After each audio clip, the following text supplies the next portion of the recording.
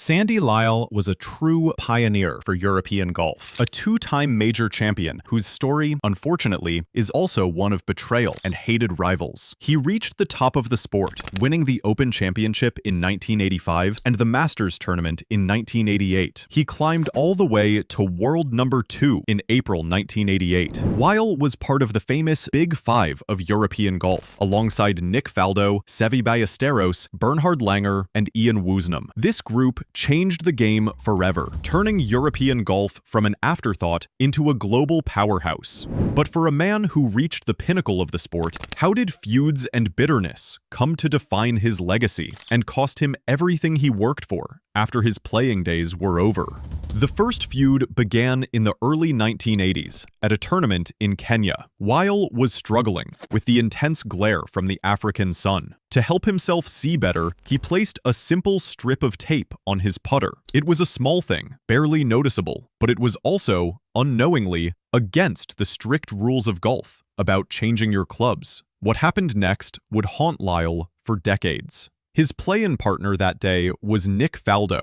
Instead of quietly telling Lyle about the mistake, Faldo stayed silent. He watched Lyle play the entire round. Then, after it was all over, Faldo reported him. Lyle was disqualified. He had worked hard in the brutal heat to post a good score, and it was all taken away. A tour official named George O'Grady had to tell him the news. Lyle later said the moment felt devastating, almost like the end of the world. That gives you an idea of how deeply this betrayal cut him. Now, Faldo's decision was clearly unsporting. The unwritten gentleman's code in golf says you alert someone to a fixable mistake. You don't wait until it's too late and then report them. Even other golfers were furious. Veteran player Brian Barnes said he wanted to find Faldo and punch his lights out. That tells you how the rest of the golf community saw Faldo's actions. It was seen as a gross act of bad sportsmanship and betrayal. And this wasn't a one-time thing for Faldo.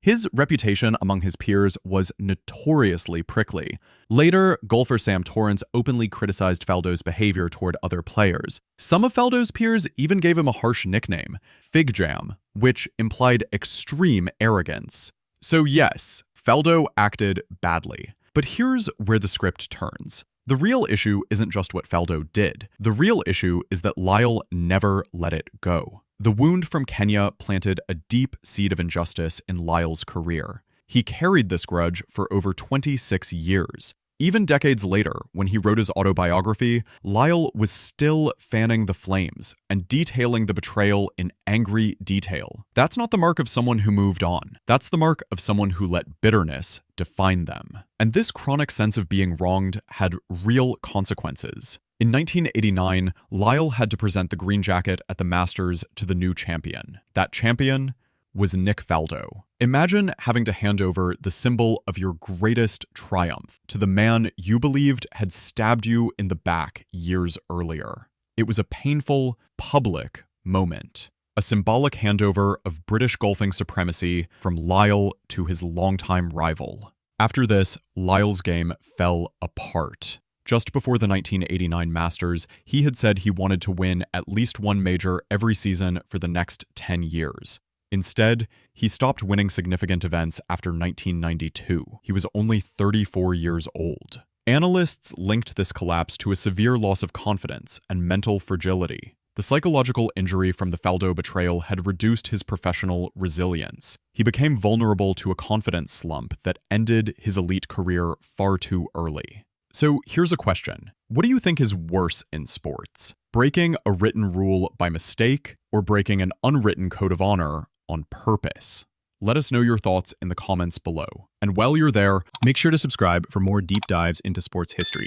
The second feud came much later, but it was even more damaging. In 2005, Colin Montgomerie was playing in the Indonesian Open. He was under huge pressure. He needed a top 3 finish to keep his world top 50 ranking, which would let him play in major American events. On the 14th hole, his ball landed in a greenside bunker. Then, the weather got bad and play was stopped. When Montgomerie came back, he replaced his ball. Critics said he put it in a better spot, which gave him a better stance outside the steep part of the bunker. Montgomerie admitted he made an error and apologized. He said he didn't cheat on purpose. The European Tour supported his version of events. The incident faded away. Until 2009. In 2009, the European Tour was choosing the captain for the 2010 Ryder Cup. Lyle desperately wanted the job. He called it his last chance. This was his opportunity to finally get the respect and leadership role he felt he deserved. But the committee chose Colin Montgomerie instead. Lyle was furious, and instead of handling his disappointment quietly, he launched a brutal public attack. Lyle accused Montgomerie of replacing the ball badly during that 2005 tournament. He said explicitly that this was a form of cheating. He also insulted Montgomerie personally, calling him a bit of a drama queen.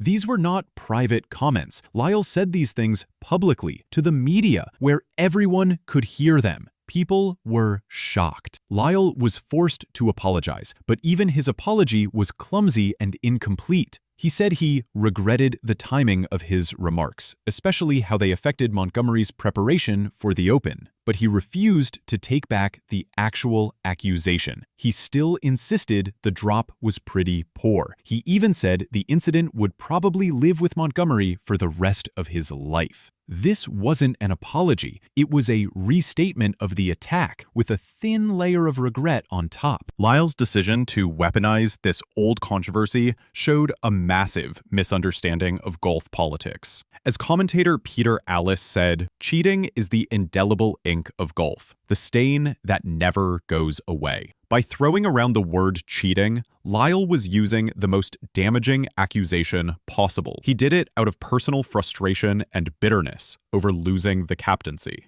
The attack worked, in a sense. It amplified Montgomerie's existing reputation for being difficult and a pain to fellow players. When Montgomerie was inducted into the World Golf Hall of Fame in 2012, he barely got in. He received only 51% of the vote. That means nearly half of the voters thought he didn't deserve it. Lyle's accusations had left a lasting stain, but the attack destroyed Lyle's own ambitions even more. A Ryder Cup captain has to be a unifying, diplomatic figure, someone who can bring a team together. By engaging in public combat and making unsubstantiated cheating allegations, Lyle proved to the committee that he didn't have the right temperament. He came across as volatile and divisive. He guaranteed his own permanent exclusion from the role he wanted so badly. And here's the kicker. Before the decision was made, Montgomerie had publicly endorsed Lyle for the captaincy. He said it would be a shame if Lyle missed out. So this wasn't even a long-running feud between the two of them. It was a sharp, dramatic explosion, triggered entirely by Lyle's frustration and bitterness when he didn't get what he wanted. The two feuds frame Lyle's entire career. The Faldo incident defined him as a victim early on. It planted the seed of injustice that he carried for decades. That chronic sense of being wronged made him psychologically fragile. It likely contributed to his mental collapse after 1989. Then, when he faced another disappointment 20 years later with the Ryder Cup captaincy, that old wound reopened. He responded with an aggressive, uncompromising attack on Montgomerie. This time, Lyle wasn't the victim, he was the aggressor. And this time, his actions weren't just personally damaging, they were politically fatal. Lyle had been campaigning hard for the captaincy in both 2008 and 2010. He thought he was the obvious choice, but there were problems. First, Nick Faldo had been given the captaincy in 2008. Lyle even tried to bury the hatchet by offering to serve as Faldo's vice captain. It was a strategic move, an attempt to get back in the good graces of the committee. But Faldo's captaincy was a disaster. The European team lost. After that failure, the committee changed its approach. They stopped simply handing the role around to legends of the game. They started looking for leaders with real diplomatic and unifying skills. The bar for captaincy had been raised. Second, Lyle's own behavior became a massive liability. His inability to resolve the decades-old Faldo feud was bad enough, but then he launched his severe public attack on Montgomerie. The committee they needed stability and harmony. Lyle's documented volatility and combativeness made it clear he wasn't the right man. He was relegated to an afterthought in the selection process. The role he saw as his last chance slipped away forever. Looking back, the pattern is clear. Lyle's early dominance on the European Tour put him in direct competition with Faldo for the title of Britain's top golfer. Lyle had won 3 Order of Merit titles before Faldo even secured his first major championship. That made him a primary target for Faldo's ruthless, competitive instinct. The Kenya incident wasn't just about following the rules. It was an act of professional warfare, a calculated move to damage a rival who stood in the way of Faldo's ambitions. But while Faldo moved forward and collected 6 major titles of his own, Lyle stayed stuck in the past. He couldn't shake the feeling that he had been wrong. That inability to move on became a defining characteristic of his personality. When the Montgomery situation arose decades later, Lyle fell back into the same pattern. He felt slighted, and he lashed out publicly and aggressively, burning bridges and destroying his own reputation in the process. The contrast between Lyle's talent and his temperament couldn't be more stark. On the golf course, he was brilliant and composed. His famous bunker shot at the 1988 Masters showed incredible skill under pressure. But off the course, he struggled to handle conflict and disappointment. His peers moved on from professional slights and focused on their futures. Lyle did the opposite. He held on to grudges and let them poison his relationships within the sport. This pattern of behavior ultimately defined how the golf world remembered him. Instead of being celebrated purely for his achievements, he became known as someone who couldn't let go of the past. His legacy became a cautionary tale about the dangers of letting bitterness consume you. And so, while the drama and feuds will forever stain his story, we can't forget the sheer talent of Sandy Lyle. He turned professional in 1977 and immediately made his mark, winning the Sir Henry Cotton Rookie of the Year award in 1978. He topped the European Tour Order of Merit 3 times, in 1979, 1980, and 1985. His 1985 Open Championship win made him the first British winner in 16 years. His 1988 Masters victory, secured with that legendary bunker shot on the 18th hole, remains one of the greatest moments in the sport's history. He spent 167 weeks in the top 10 of the world rankings between 1986 and 1989. He also won the Players' Championship in 1987, proving he could compete at the highest level in America. His victories helped put European golf on the map and paved the way for future generations. What a career it was for Sandy Lyle. If you enjoyed this video, don't forget to hit that like button. And if you haven't already, make sure to subscribe for more content like this. Thanks for watching, and we'll catch you in the next one. Do exactly the same thing. All I do is what makes the ball fade. Exactly the same swing. That ball hit a little bit of a slide. The stories you've heard about Jack Nicklaus hating other golfers, they're mostly fake. For years, people claimed the Golden Bear absolutely despised 4 specific players who beat him on the course. But the truth is far more complicated and far more personal. Nicklaus didn't hate the guys who won majors against him. He reserved his genuine contempt for people who betrayed his trust, attacked his legacy, and compromised the integrity of the game he helped build. The real enemies weren't on the fairway. They were in boardrooms, press conferences, and modern practices that made his blood boil. Let's start with the most recent and most painful conflict in Nicklaus's life: his legal war with Howard Milstein. In April 2025, Nicklaus secured a major victory when a New York court awarded him $1 million in damages against Nicklaus companies. This wasn't just any business dispute. This was deeply personal. The whole mess started back in 2007 when Nicklaus sold broad trademark and licensing rights to his name for $145 million. Seemed like a good deal at the time. But in 2022, everything fell apart when Nicklaus companies, led by Chairman Howard Milstein, sued Nicklaus himself. They claimed they owned exclusive rights to his name, image, and likeness, basically everything that made Jack Nicklaus who he is. The court eventually ruled that while Nicklaus companies kept control over corporate trademarks like the Golden Bear logo, Nicklaus retained exclusive control over his name and image for personal endorsements. But the damage to their relationship was already done. Nicklaus didn't just feel wronged, he felt utterly disrespected as a human being. He said Milstein acted as if he owned him. Milstein tried to control every aspect of his life, treating him as if he was his property. Those are strong words from a man known for being measured and professional. Nicklaus went on to say that despite trying hard to make the relationship work, it became obvious he had aligned himself with a person who didn't respect him as a human being. Think about that for a moment. This is Jack Nicklaus, winner of 18 major championships, a man who defined excellence in golf for decades. And he felt like someone treated him as property. The conflict didn't stop with the NIL lawsuit either. Nicklaus also filed a separate defamation lawsuit in Florida against Milstein. The lawsuit involves false claims about his involvement with LIV Golf. This whole situation represents the first true source of hatred in Nicklaus's life. Not a competitor who beat him fair and square, but a business partner who he believes betrayed him at the deepest level. The Milstein conflict reveals something crucial about what actually triggers Nicklaus's anger. It's not about losing on the golf course, it's about trust being violated. When you sell the rights to your name and likeness, you're entering a partnership built on mutual understanding. Nicklaus believed there were boundaries to that agreement. He believed certain aspects of his identity remained his own. When Milstein crossed those boundaries, it wasn't just a legal disagreement. It became a personal violation that struck at the core of Nicklaus's sense of self. What makes this conflict particularly painful is the duration.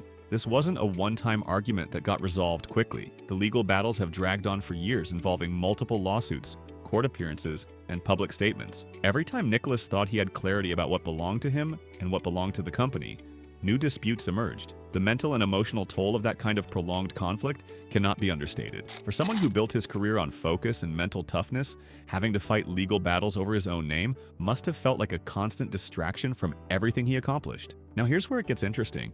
When people talk about Jack Nicklaus hating other golfers, they usually throw out names like Larry Nelson, Hale Irwin, Nick Price, and Tony Jacklin. These were all successful major champions who competed during Nicklaus's prime years, but there's zero evidence Nicklaus actually hated any of them. The lists people cite are basically just guys who won tournaments when Jack was playing. Larry Nelson won 3 majors but only 10 tour wins total. That doesn't scream bitter rival. Same with the others. They were good players who had their moments, but Nicklaus didn't lose sleep over them. The truth is, Nicklaus's competitive mindset didn't work that way. His wife Barbara once explained that his focus was consistently on victories and personal accomplishment. Breaking specific historical records like those held by Bobby Jones only became a conscious objective later in his career when reporters brought it to his attention. Nicklaus had a simple philosophy: if you want to be the best, you play against the best. That's an outward-focused mindset. He wasn't looking inward at the perceived character flaws of his opponents. He was looking at the challenge in front of him. This distinction matters because it separates Nicklaus from many other dominant athletes. Some champions thrive on perceived slights and grudges. They need enemies to fuel their competitive fire. Michael Jordan famously created imaginary conflicts to motivate himself, but Nicklaus operated differently. His motivation came from internal standards, not external rivalries. He wanted to shoot the lowest score possible. He wanted to win the most majors. Other players were simply part of the landscape he had to navigate, not personal antagonists he needed to defeat. That internal focus explains why Nicklaus could be fiercely competitive during tournaments but friendly afterward. He didn't need to hate someone to want to beat them. The competition itself was enough. The challenge of executing shots under pressure, managing a course, handling the mental strain of major, championship golf, those were the real opponents. Human competitors were just the mechanism through which those challenges manifested. What about the guys who really did give Nicklaus trouble on the course? Let's talk about Arnold Palmer first. The rivalry between Nicklaus and Palmer is one of golf's most famous stories. Palmer was the king, charismatic, aggressive, beloved by galleries everywhere. Nicklaus was calculated, precise, almost mechanical in his approach. When young Jack beat Palmer in a playoff at the 1962 US Open for his first major title, it could have sparked genuine animosity. Palmer's fans actually booed Nicklaus that day, but despite the massive financial and cultural stakes, their relationship remained fundamentally collegial. Palmer, Nicklaus, and Gary Player delivered a combined 150 top 10 finishes in majors. They shared 7 consecutive Masters titles in the 1960s. Their rivalry evolved into what everyone called a friendly rivalry. This friendship lasted long after their competitive peaks. The three of them served together as honorary starters at Augusta until Palmer's death in 2016. That's not the behavior of men who hated each other. That's mutual respect between legends. The Palmer relationship actually demonstrates Nicklaus's capacity for separating competition from personal feelings. Palmer represented everything Nicklaus had to overcome. He was the established star, the fan favorite,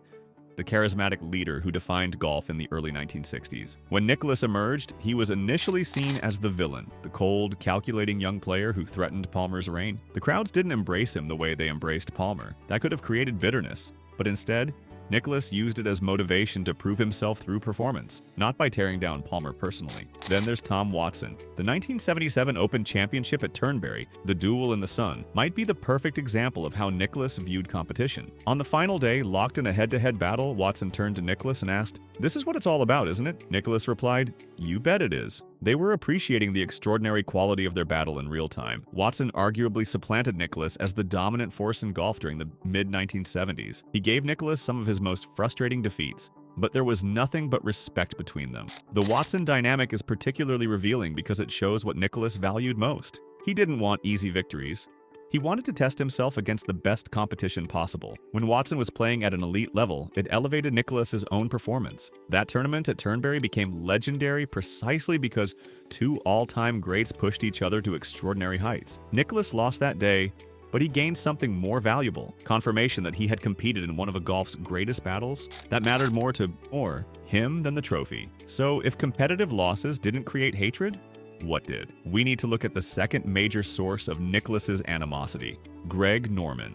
This relationship represents an ideological betrayal that cuts deeper than any lost tournament. Norman and Nicklaus once had a mentor-protege dynamic. Norman looked up to Nicklaus as a golf icon dating back to the 1986 Masters, but that relationship completely fell apart over LIV Golf. The conflict became public when Nicklaus revealed he was offered a sum in excess of $100 million by the Saudis to take on a role similar to what Norman now holds. Nicklaus declined. His reason? Pure loyalty. He said, "I have to stay with the PGA Tour. I helped start the PGA Tour." For Nicklaus, the PGA Tour isn't just an organization. It's inextricably linked to his own legacy. He views himself as one of its founding fathers. Walking away would have been a betrayal of everything he built. Norman didn't take Nicklaus's decision well. He retaliated forcefully and publicly. Norman called Nicklaus a hypocrite. He claimed that Nicklaus had previously voiced support for the concept of the Saudi-backed league. According to Norman, Nicklaus had said, "This is good for our game. If it's good for the game of golf, it's good by me." Norman's attack aimed directly at Nicklaus's reputation for unwavering professionalism. Calling Jack Nicklaus a hypocrite in public isn't just criticism, it's a declaration of war. This disagreement represents a fundamental conflict over the future integrity of the sport. Nicklaus sees Norman's role as commissioner of LIV Golf as a profound ideological betrayal of the game's core principles. The severity of the rift is underlined by Nicklaus's reluctance to publicly elaborate on the bad blood that developed between them. When someone like Nicklaus, who's known for being diplomatic, won't even discuss a relationship anymore, you know something serious went down. Norman became an ideological opponent, someone who publicly attacked Nicklaus while leading what Nicklaus views as a threat to traditional professional golf. The Norman situation also touches on something deeper, the question of legacy and loyalty. Nicklaus spent decades building the PGA Tour into what it became. He used his star power to attract sponsors, grow purses, and legitimize professional golf as a major sport. When he declined the LIV offer, he was protecting that investment. Not just the financial investment, but the emotional and historical investment. Norman accepting a similar offer and then criticizing Nicklaus for declining felt like a rejection of everything Nicklaus had built. What made Norman's betrayal especially painful was the personal history between them. These weren't strangers. They had a relationship built over decades. Norman had looked up to Nicklaus. They had played together, talked about the game, shared experiences. When Norman called him a hypocrite publicly, it wasn't just a business disagreement. It was a personal attack from someone Nicklaus had considered part of the golf family. That kind of betrayal cuts deeper than anything a stranger could say. But wait, we're only at 2 people so far, Milstein and Norman. Who are the other 2 on Nicklaus's hate list? This is where things get really interesting. The 3rd and 4th sources of Nicklaus's contempt aren't individual players at all. They're concepts. They're practices. They're what Nicklaus sees as the degradation of professional golf itself. Let's talk about the 3rd target of Nicklaus's hatred, the modern professional archetype. Nicklaus has absolute contempt for certain modern developments in golf. While he displayed professional respect for his contemporaries, he harbors genuine fury toward practices that compromise the game's integrity. This philosophical opposition carries the same intensity as personal conflict. In a joint press conference with Gary Player, Nicklaus agreed that the practice was absolutely absurd. He argued that relying on external resources, often compiled by someone who can't break 90, fundamentally undermines the responsibility and enjoyment of learning how to play the game. For Nicklaus, mastering the subtleties of the putting surface is an inherent part of being a professional golfer. That skill shouldn't be outsourced. His comments make clear this represents a philosophical failure. It suggests a lack of rigor in the modern game that he finds deeply frustrating. The Green Book issue goes to the heart of what Nicklaus believes professional golf should be. In his era, reading greens was an art form. Players spent hours studying slopes, grain, and subtle breaks. They built that knowledge through experience and observation. Using a book created by someone else removes that element of skill. It turns green reading into a paint-by-numbers exercise. For someone who spent his career mastering every aspect of the game, watching modern players rely on external guides must feel like watching artists trace other people's work instead of creating their own. But Nicklaus's contempt goes beyond green books. He has unequivocally stated, "I can't stand that."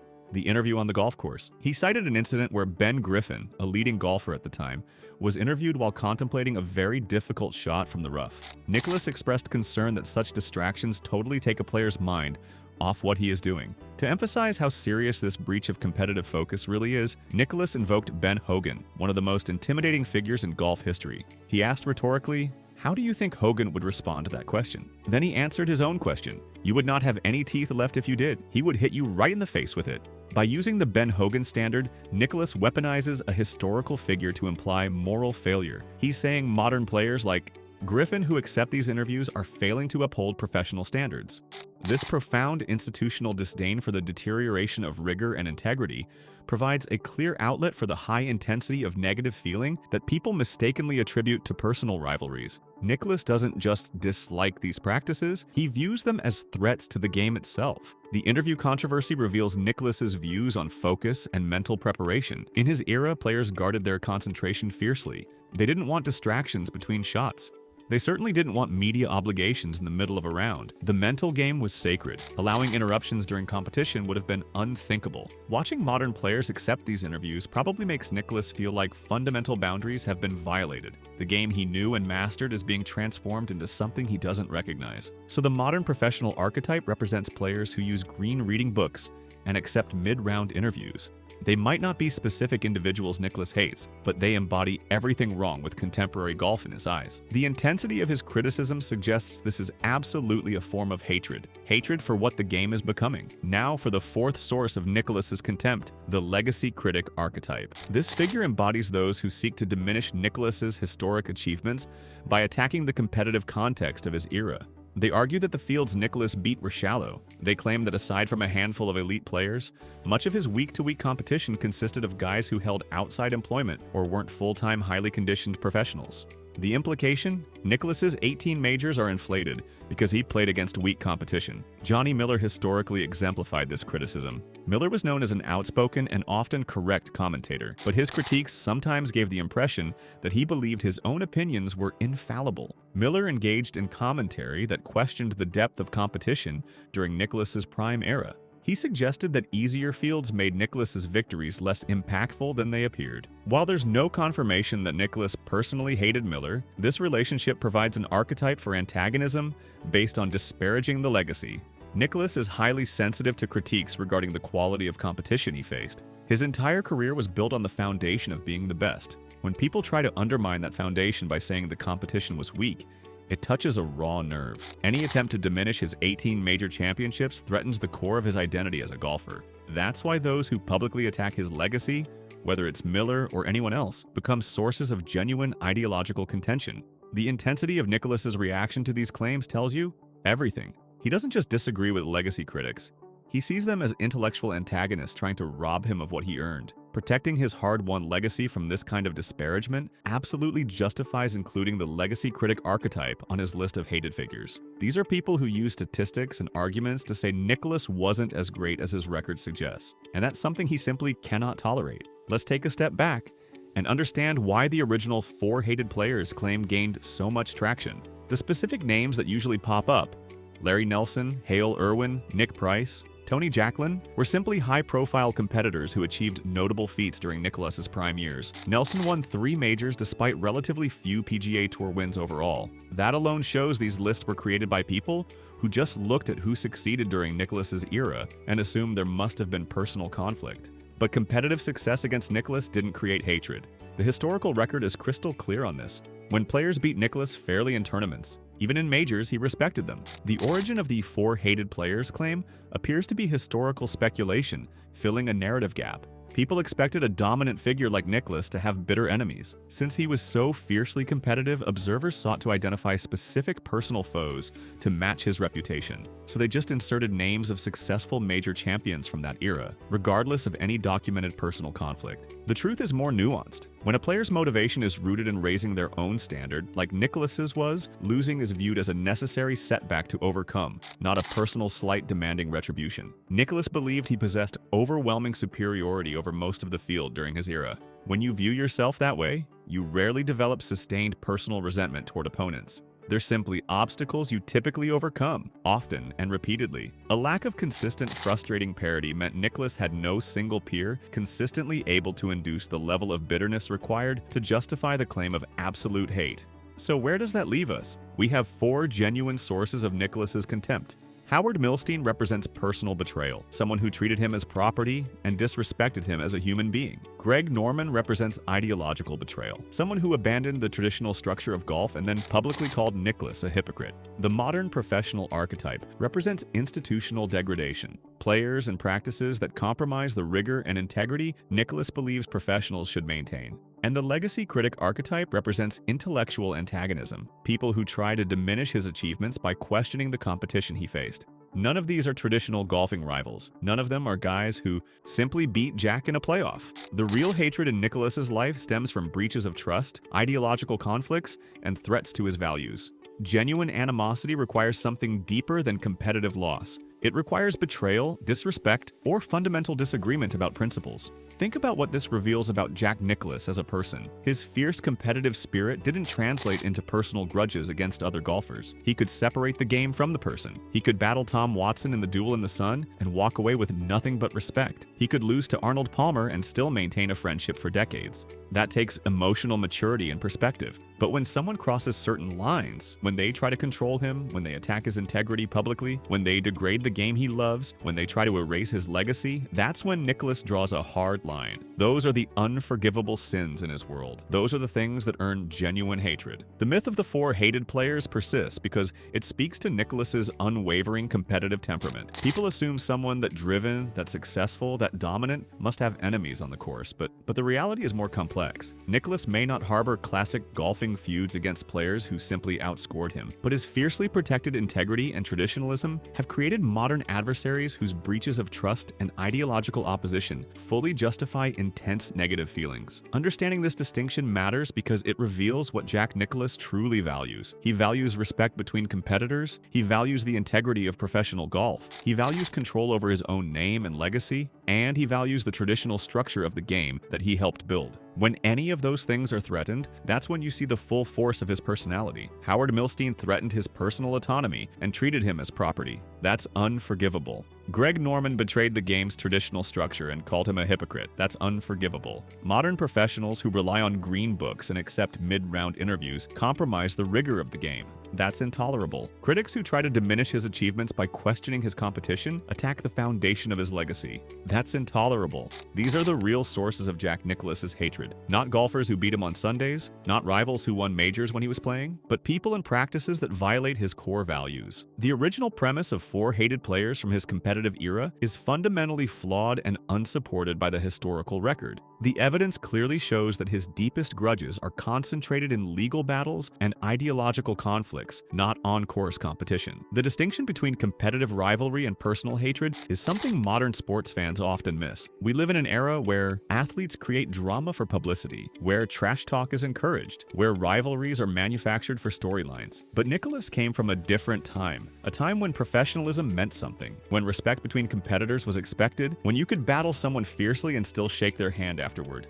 That's why the Milstein and Norman situations hurt so much. They violated the code Nicklaus lived by. Milstein violated the code by treating a business partner as property. Norman violated it by abandoning the traditional structure and then attacking Nicklaus publicly. These weren't competitive defeats. They were betrayals of trust and principle. And that's something Nicklaus cannot forgive. The modern professional archetype and legacy critic archetype represent different kinds of threats. They threaten what Nicklaus built and accomplished. Every time a player uses a green book, instead of learning to read greens themselves, it diminishes the skill Nicklaus mastered. Every time someone questions whether his competition was legitimate, it undermines the foundation of his 18 majors. These attacks are more subtle than what Milstein and Norman did, but they're just as damaging to what Nicklaus cares about. So when you hear someone claim Jack Nicklaus hated 4 specific golfers, you'll know the truth. The Golden Bears' grudges run deeper than fairway feuds. They're about betrayal, control, integrity, and legacy. They're about defending what matters most to him, even when it costs him millions of dollars for long-standing relationships. That's the real story of Jack Nicklaus's hatred, and it's far more revealing than any list of competitive rivals could ever be. In the end, maybe that's what makes Nicklaus such a fascinating figure. He could compete at the highest level for decades without developing personal animosity toward his opponents.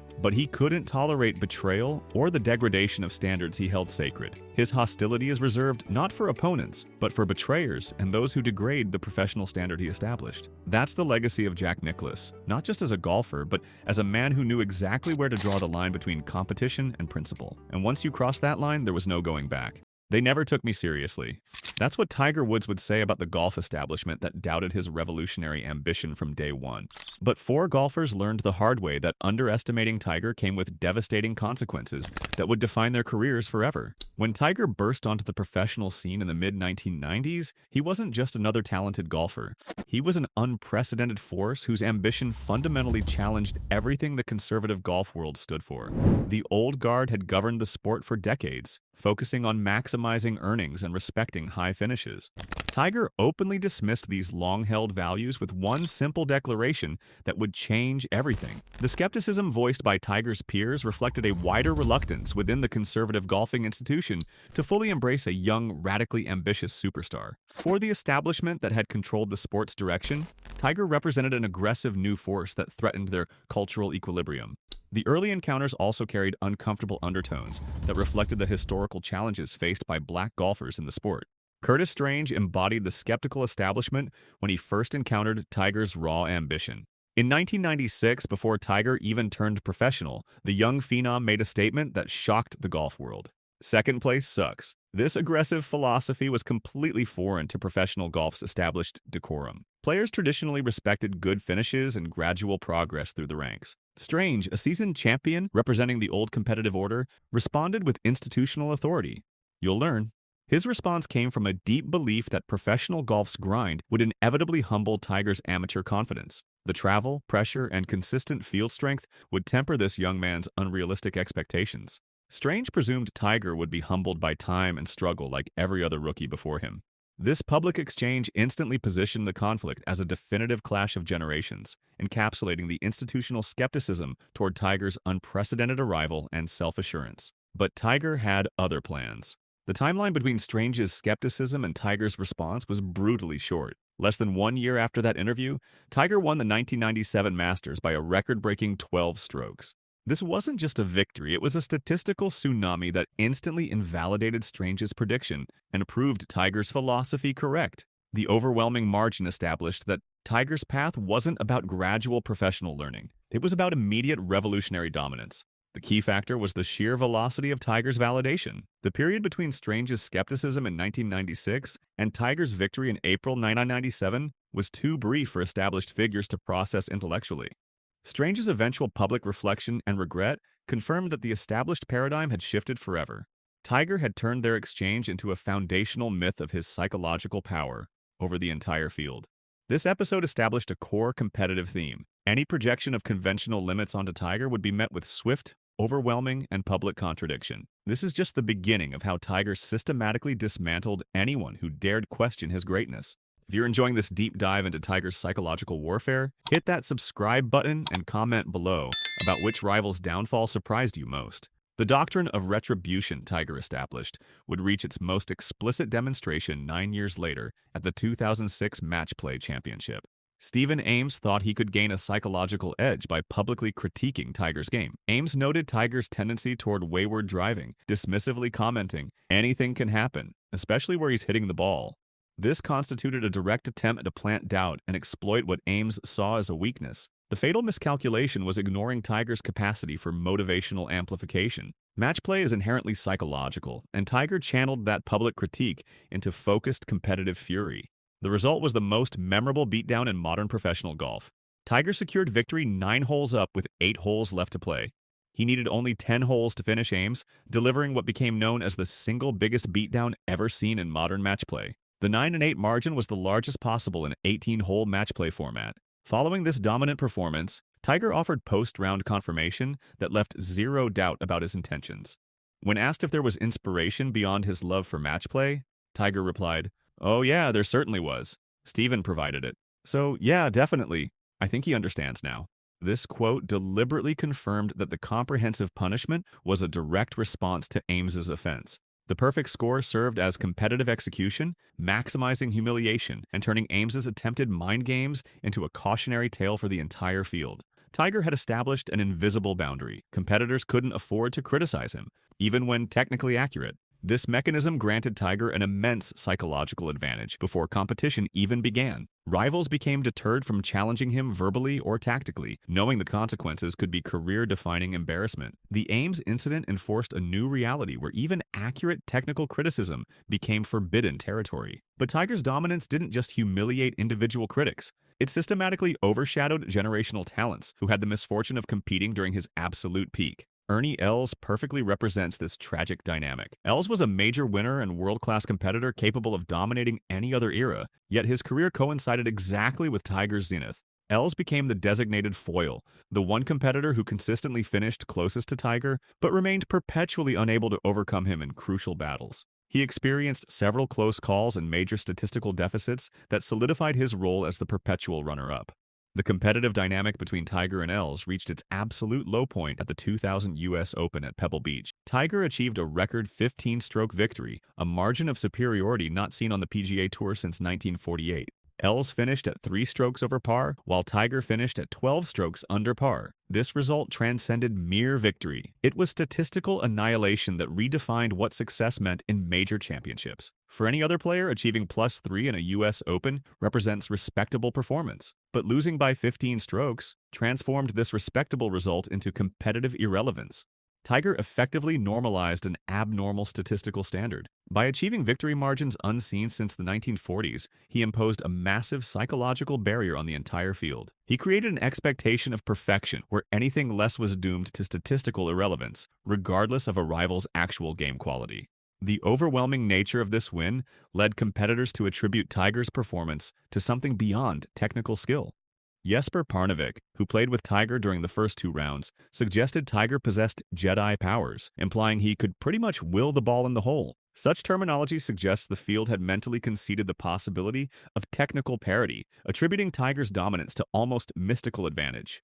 This statistical imposition created sustained mental pressure that separated Tiger's rivals into 2 categories: those who could harness it for motivation and those who couldn't escape the shadow. Els fell into the latter group, his achievements chronically overshadowed despite world-class play. Perhaps the most tragic victim of Tiger's dominance was David Duval, one of Tiger's original rivals who briefly reached world number 1. During the late 1990s and early 2000s, they had a healthy rivalry that fans expected to last much longer than it ultimately did. Duval had an effective and precise swing technique that junior golfers emulated alongside Tiger's own swing. His strong foundation and results, including ranking first in both total driving and greens in regulation in 1999, suggested he possessed the technical ability to achieve competitive equilibrium with Tiger. But Tiger continually elevated professional golf's boundaries through unprecedented athleticism and distance gains. The pressure to keep pace to achieve competitive outcomes rather than just high finishes compelled Duval to attempt re-engineering his successful existing technique. This relentless pursuit of enhanced performance placed significant and unsustainable stress on Duval's mechanics and physical frame. While genuine physical ailments, including injuries and debilitating vertigo, played clear roles in his decline, the continuous psychological pressure and need to push physical limits to match Tiger's output likely contributed significantly to the frequency and severity of these chronic breakdowns. The structural failure of Duval's game is objectively demonstrable through the stark collapse of his key ball striking metrics. The relentless demand for continuous superiority proved too great a burden, initiating catastrophic technical decline that began sharply in 2001. Duval's total driving rank plummeted from first in 1999 to 191st in 2008, indicating complete collapse in both accuracy and effective power. Similarly, his greens in regulation rank fell catastrophically from first in 1999 to 197th by 2008, confirming that his iron play precision had been obliterated. This immediate and drastic statistical regression provides powerful evidence that competing against Tiger led to chronic technical and physical failure. Duval's trajectory represents the most tragic outcome of the competitive burden Tiger imposed. He achieved the sport's pinnacle with excellent technique, yet his subsequent breakdown confirms that against Tiger, mere excellence was insufficient. The analysis of these 4 cases confirms that Tiger's dominance created profound competitive polarization. Tiger functioned either as an accelerator of pre-existing talent or as a destroyer of competitive frameworks. Highly resilient players like Phil Mickelson credited Tiger with forcing them to elevate their games, openly acknowledging that intense competition demands improvement. Conversely, Tiger fundamentally destroyed the competitive framework of those who underestimated him or couldn't maintain the pace. Strange's philosophical underestimation resulted in immediate repudiation and his era's obsolescence. Ames's tactical hubris resulted in public humiliation through record-setting retribution. Else's statistical inability to compete meant his achievements were chronically overshadowed. Duval's physical decline illustrated the ultimate adaptation failure, proving the cost of parity was structural breakdown. Tiger's consistent, overwhelming victories established a doctrine of inevitability in professional golf. His presence fostered a belief system where rival victory became less about exceptional play and more about waiting for rare Tiger mistakes.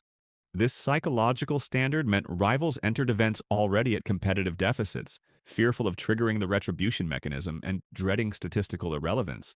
Tiger's career forced golf to become younger, significantly more athletic, and globally minded at an accelerated pace. The 4 golfers detailed aren't simply footnotes to Tiger's extensive records, but essential case studies illustrating the severe human cost of competing against a truly revolutionary figure. The evidence uniformly demonstrates that underestimating Tiger, regardless of form, guaranteed severe competitive consequences. His dominance didn't just change golf, it fundamentally broke those who dared challenge his greatness. If this analysis opened your eyes to Tiger's psychological mastery, smash that like button, subscribe for more deep dives, and comment about which rivalry you think had the biggest impact on golf history. Hi. Gotta do it again. Hi, this is Jerry Kelly. We send you over to 12 now, Jerry Kelly. The players Jerry Kelly hated. That's what everyone wants to know about, but here's the thing. When Kelly talks about the guys he battled against his entire career, what comes out of his mouth isn't hatred at all. It's something way more powerful. It's respect. The kind of respect you only have for someone who pushed you to your absolute limit. To understand why Kelly's rivalries mean so much, you need to know where he came from. Madison, Wisconsin. Frozen hockey rinks. Jerry Kelly wasn't always a golfer. He was an all-city ice hockey player at Madison East High School. That's where his competitive soul was born. Hockey teaches you to be aggressive, to fight for every inch, to never back down. Golf is the opposite. It demands patience and precision. But Kelly brought that hockey mentality with him to the golf course, and it became his trademark. People called him a grinder, an everyman, a guy with a chip on his shoulder, and they were right. Because Kelly's path to the PGA Tour was brutal. He failed to earn his tour card at qualifying school 6 times in a row. 6 times. The last 3 failures came by just 1 stroke. Most people would have quit. Most people would have walked away and found something else to do with their lives. But not Jerry Kelly. His response was simple. Screw this, I'm never going back to Q school. The next year, 1995, he dominated the Nike Tour and finished #1 on the money list. He earned his PGA Tour card through pure force of will. That's the foundation of everything that came after. This kind of mentality is what makes sports so incredible. Rivalries built on respect and a refusal to quit. If you're loving this deep dive into Jerry Kelly's competitive fire, hit that subscribe button right now and drop a comment below telling me about a time when you refused to quit on something that mattered to you.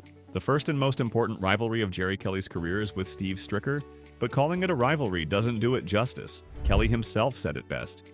Some of the best fights you have are with your brothers. That's what Stricker is to Kelly, a brother. They grew up together in Madison, Wisconsin. They played junior golf together, their families became friends, and they've been competing against each other for more than 4 decades. The story starts in 1984 at the Wisconsin High School State Championship. The tournament was held at Century World in Stevens Point. Steve Stricker won the state title that day. Jerry Kelly finished tied for 10th, 7 strokes behind. Even decades later, Kelly remembers that result. It set a pattern that would last for years. Stricker often reached a slightly higher level of success, and Kelly was always chasing him. When they both made it to the PGA Tour, their paths stayed parallel but different. Stricker became a 12-time PGA Tour winner. He climbed into the world's top 10. He partnered with Tiger Woods at the Ryder Cup. He became a star. Kelly carved out his own career as a grinder. He won 3 times on the PGA Tour and earned nearly $30 million through consistency and hard work. He made 616 starts on tour. That's a career built on showing up and competing every single week. But here's the beautiful part. Despite their different levels of success, their friendship only grew stronger. In 2009, they won the Franklin Templeton Shark Shootout together. Their families went on vacations together. They supported each other through everything. It created this fascinating contradiction. 2 of the closest friends in golf, but their biggest competitive desire was to beat each other. When they both moved to the PGA Tour champions, the rivalry reached a new level. They weren't just friends from Wisconsin anymore. They were 2 of the most dominant players on the entire tour, and they kept ending up in final round pairings, fighting for championships. The 2019 U.S. Senior Open at Notre Dame's Warren Course was a perfect example. Stricker played brilliantly and won by 6 strokes. The runner-up was Jerry Kelly. The week before that tournament, Kelly had beaten Stricker in a playoff, which made their final pairing even more intense. But Kelly got his revenge later that year. At the American Family Insurance Championship in their hometown of Madison, Kelly won a 3-man playoff. He birdied the 3rd extra hole to beat Retief Goosen and Steve Stricker, who was actually hosting the tournament. Imagine that, beating your best friend at his own event, on your home turf, in front of your shared community. That's the ultimate statement. The story came full circle in 2023. The U.S. Senior Open returned to Century World, the same course where they had competed in high school 39 years earlier. This time, they were both in contention to win a major championship in their home state. The atmosphere was electric. They were rivals, but they were also Wisconsin's favorite sons, united in a quest against the best players in the world. In the end, both were beaten by Bernhard Langer's historic performance, but the event proved something important. Their rivalry had become a celebration of their shared history and everything they built together. The relationship between Kelly and Stricker is symbiotic. They make each other better. Kelly has said that Stricker's success on the Champions Tour motivates him. What Steve is doing right now is special, no question about it. The last thing we want him to do is drop off at all. We want him to keep his trajectory going. We need to catch up. It shows you how much better you need to be to compete. That's not jealousy. That's competitive fire. That's a man who sees greatness in his friend and wants to reach that same level. And the respect goes both ways. In 2022, Stricker was struggling with his putting. He's always been one of the best putters in the game, but something was off. So he turned to Jerry Kelly for help. Kelly and Stricker's wife, Nikki, worked together to identify a flaw in his setup. After the impromptu lesson, Stricker went out and shot a 64 with 9 birdies. Think about that for a second. A player of Stricker's caliber with all his success, asking his biggest rival for help, and Kelly giving it to him. That's the ultimate proof that their rivalry is built on love and respect, not hatred. If the rivalry with Stricker is a battle between brothers, the dynamic between Jerry Kelly and Bernhard Langer is completely different. It's a chase. Langer is the undisputed king of the PGA Tour champions. He holds the all-time record with 46 victories. He's not just an opponent, he's a monument. He's a historical figure that everyone else on the tour is measured against. Kelly has established himself as one of the few players who can consistently challenge Langer. Week after week, Kelly's name appears next to Langer's on leaderboards, but it's not an even fight. Langer is chasing history and setting records that might never be broken. Kelly is trying to win tournaments against the man who wins more than anyone else. The 2023 U.S. Senior Open at Century World was the perfect example of their dynamic. For Kelly, it was a rare chance to win a major championship in his home state with the full support of the Wisconsin crowd. He entered the final round in the final pairing, just 2 strokes behind Langer. His friend Steve Stricker was 1 shot further back. Everything was set up for a storybook ending, but Bernhard Langer had other plans. At 65 years old, Langer played with the calm, methodical precision that has defined his entire career. While Kelly battled his swing and the massive pressure of the moment, Langer dismantled everyone's hopes. He birdied 3 of the first 5 holes and built a lead he would never give up. Kelly shot a final round 71 to Langer's 70 and finished in 3rd place. He had to watch as Langer claimed his record-breaking 46th victory, but Kelly's reaction tells you everything you need to know about their rivalry. He said having a front row seat to 45 and 46 was special because he considers himself a really good friend of Bernhard's. There's no bitterness in that statement, only admiration for greatness, even when it came at his own expense. Kelly joked afterward that Langer can retire now, but it was said with the humor of a competitor who understands the impossible task of beating a legend. Langer acknowledged the significance too. He said he was proud to beat Stricker and Kelly on their home grounds, which proves he viewed them as his most dangerous challengers. It was a painful loss for Kelly, but it solidified something important. He's one of the main players standing between Bernhard Langer and even more history. Beyond Stricker and Langer, Kelly's career has been defined by battles against other Hall of Fame players who joined the Champions Tour at the same time he he did, Ernie Els and Jim Furyk. These rivalries are less about long-term narratives and more about specific, high-pressure moments in final rounds and playoffs. The 2025 Mitsubishi Electric Classic at TPC Sugarloaf was a classic duel with Ernie Els. Kelly opened the tournament with a record-breaking 62, setting both the course and tournament scoring records. After 36 holes, he was tied for the lead with Els. The final round became a head-to-head showdown. Kelly fired a 67 with 6 birdies to hold off Els, who posted a 68. The one-stroke victory was Kelly's 13th win on the Champions Tour and his first of the 2025 season. After the win, Kelly's words showed how much it meant to beat someone like Els. I'll tell you what, Ernie is one of the best people out here, and I respect the heck out of him. To go head-to-head with him, it's like Ernie. It's hard not to get caught up in just being with him. That's the voice of a competitor who understands the honor of beating a global icon in a final round battle. The duel with Jim Furyk tells the opposite story. At the 2020 Pure Insurance Championship at Pebble Beach, Kelly and Furyk went to a playoff. Furyk is a grinder just like Kelly. Unconventional swing, relentless competitor, gritty mentality. On the first playoff hole, Furyk made a birdie to win the title. It was a tough loss for Kelly, especially because it came in only Furyk's second start on the Champions Tour. But that loss doesn't define Kelly's performance under pressure. His overall playoff record on the Champions Tour is 3 wins and 1 loss. That's a remarkable ability to thrive when everything is on the line. The battles with Els and Furyk taken together paint the complete picture. Kelly isn't invincible, but he's always in the arena, fighting the best players of his generation for championships. After looking at all these rivalries, one final truth becomes clear. Jerry Kelly's greatest rival has always been himself. His physical limitations, his own high standards, the passage of time. For years, Kelly has competed through serious pain. He has a bad back with 2 bulging discs. More recently, he was diagnosed with rheumatoid arthritis, a chronic condition that causes joint pain and fatigue. Every swing of the golf club is a challenge. Friends and competitors have told him to rest, to take time off and heal. But Kelly's response shows who he really is. He'd rather be on a golf course than at home on a couch. That stubborn refusal to give in to his body is the ultimate expression of his competitive spirit. From the 6 Q school failures that launched his career to the injuries that could end it, Kelly has used adversity as fuel. His own words are his mission statement. There ain't no quit in me, okay? As long as there's a fight left to be fought, I'm going to be in the mix. I'm going to be in the middle of it. That internal fire connects all his external rivalries. Beating Stricker, chasing Langer, dueling with Els and Furyk. They're all just different stages for the same fundamental fight. Jerry Kelly's legacy isn't measured only by his 22 professional wins or his more than $30 million in career earnings. It's a legacy of pure tenacity. He's the hockey player who brought a fighter's mentality to golf. He's the short hitter who found a way to compete with the giants of the game. He's the aging athlete who battles a chronic illness and still remains at the top of his sport. His rivalries gave him the opponents and the stages, but the real drama was always internal. The hatred suggested at the start of this video is actually a fierce competitive love for the struggle itself. Jerry Kelly's ultimate victory isn't any single trophy. It's his enduring, defiant presence in the arena. For a grinder, the fight is its own reward. So the next time you hear about a player hating their opponent, remember Jerry Kelly's story. Hatred in sports is often the highest form of respect. It's what happens when you face someone who makes you better, who pushes you to your limit, who earns every ounce of your competitive fire. Drop a comment and tell me about a rivalry in any sport that you think defines this kind of respect. And don't forget to like this video and subscribe for more stories that go deeper than the headlines. Thanks for watching.